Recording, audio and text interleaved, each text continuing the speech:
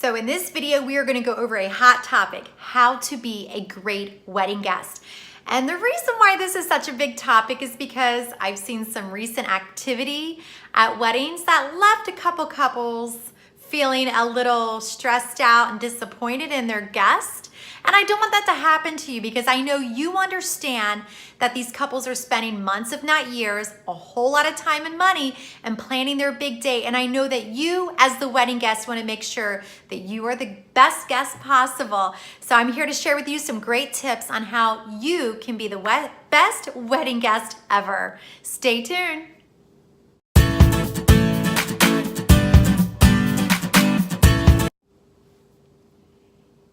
Before we dive deep into the best tips for you as a wedding guest, I'm gonna kind of go over just a little bit why it's so important. These details are so important. So first of all, your couples are spending a great deal of time and money on this wedding. Did you know that the couple that invited you to this wedding, they are spending on average nationally $93 per couple for you to be at that wedding?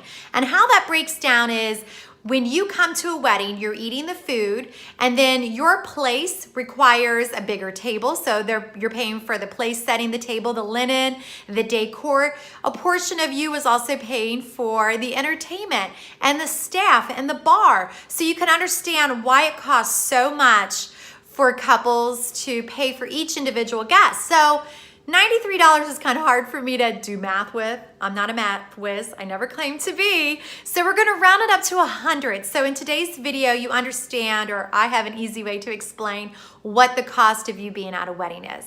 So let's take your RSVPs, for example. If you are ever wondering why couples get all worked up over getting the RSVPs in on time, it's because you are costing them, and all the other guests are costing them, about $100 for you to be there. So let's give an example real quick. Say you do RSVP, but then you don't show up. And on average, about 8 to 10 people do not show up for a wedding. That's easy, nearly $1,000 wasted on people just not showing up that RSVP'd. That's a lot of money. So this is the reason why RSVPs are so stressful. Also, if you don't RSVP, then this couple's guessing if you're gonna be there or not be there, or they're gonna spend money on you and then you don't come and you're like, well, I never sent my RSVP in. It's because they didn't want to assume that you weren't going to be there. They wanted to make sure you had a place to sit and food to eat. So definitely if you get an RSVP, please RSVP as soon as possible in the way that they request it. Some might want you to go on a website, or some might want you to send in the mailer back to them. Whatever it is, RSVP right away. A few rules of thumb with the RSVP on how to be a great guest is if they say you and a guest on the envelope, that doesn't mean you can write in 5 people that you're bringing to the wedding. So go upon what they had suggested as far as you and a guest or you and your family. So be respectful of those. Also with the RSVP as well, if they request that it's a non-kid wedding, now you understand why sometimes they eliminate kids from the wedding guest list. It costs a lot of money. So they really want to invite the adults that are most important to them, because after all, it's the adults that are going to remember this occasion. Most little kids will never ever remember being there at that wedding. So be respectful if they say, hey, it's a no kid wedding. Now you understand the investment overall is incredible, and they just really want to invite the guest, the adult guests that are going to be there, be present, be active in the wedding, and who are also going to remember. Another great way to be an amazing wedding guest is make sure that you arrive on time. I know sometimes traffic and other things happen and you may not arrive on time. So if you do happen to arrive late to a wedding, make sure you enter the ceremony from the sides and not from the center. That way you're less likely to be noticed coming in late, and you're less likely to dip in on photos that perhaps you really don't want to be in. So just enter from the side. Now also, you want to make sure if it says 5:30 for you to be there, you don't arrive at 5:30. That means you need to give yourself time to find a parking spot and to get into the ceremony and seat it well in advance, because if you're at one of my weddings and it says 5:30, I can almost guarantee you the wedding is starting right on time and there's already people walking down the aisle. So you don't want to be one of those coming in that late. But if you do, now you know what to do. Now that you also understand how expensive it is for them to have you be a part of their big wedding day because you mean that much to them, bringing a gift is really good etiquette. So if you do bring them a gift, definitely go to their gift registry because they're sharing with you what they need. So obviously you want to buy something that they're going to need and that they're going to use. And if you can't do that, money is always a great option because then they can buy the items that they need or they can put it towards their honeymoon. So it's always good etiquette to bring a gift. Also, a great thing to remember during the ceremony is, I know it's going to be hard and this is a really hard topic because everyone talks about it all the time. Put your phones away. They are spending thousands of dollars for this photographer to get that perfect photo of them walking down the aisle. And it only takes one person standing out in the aisle with their phone right in front of the aisle to block that perfect shot that they only have one chance of getting. So put that phone away.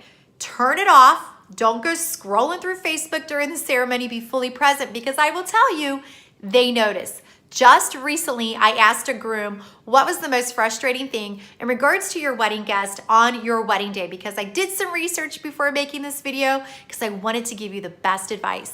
And he said he remembered standing up in front of the ceremony and him and his wife, or his fiance, because they weren't just married yet, were instructed to turn around and look at everybody out in front of them and take in everybody who was there with them, present on their day. And he said he noticed a handful of people looking down like this, scrolling through their phone, and he never forgot it. He was disappointed. He was like, they couldn't even be present in this really short ceremony. So guys, put your phones away during the ceremony, be fully present. Also, don't be that person that's interrupting the videographer or photographer's view. It's not for their good, it's for the couple's good. They have one chance to get these amazing photos that they've always dreamt of. So don't be that person who's interrupting them by putting the phone right in the photographer's way. This is another really great one. A new fad, so even those of you who've been to many weddings may not know this, but the dessert bar is like the new big thing. Everyone's doing a dessert bar. And sometimes they put these dessert bars out right at the beginning of the wedding reception, but that does not mean eat from them. No, those dessert bars are the dessert that is supposed to be eaten after the cake cutting. So I had this poor grandfather who thought, if it's out, I must eat it. He ate like 3 cupcakes at a recent wedding. And God bless him, when I stood out there, I was like, oh no, these are the dessert for after the cake cutting and after dinner.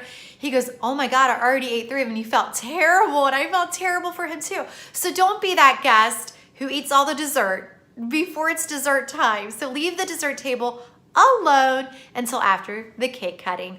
Also, in regards to reception, a great, big, huge one is you have to remember the couple that just recently got married and their entire wedding party had probably spent a good part of their day on their feet, getting photos and doing all kinds of stuff. They probably haven't eaten a really good meal yet today because of nerves and everything else. So if they are sitting up there eating their meal, don't be that person that just comes and stands right in front of them and starts talking to them while they're trying to eat. Trust me, they need that food. They're probably starving by that time. The couple will come around to you, but give the couple an opportunity to eat. They will greatly, greatly appreciate you for that. So these are just a few of my favorite tips on what it takes for you to be an amazing wedding guest.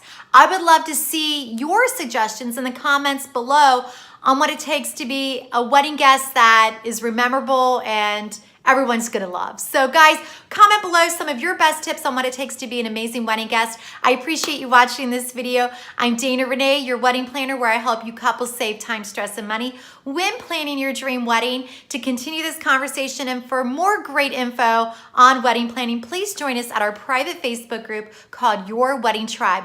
You will find the link in the description below. I hope to see you over there soon. Until then, happy planning and take care. Bye.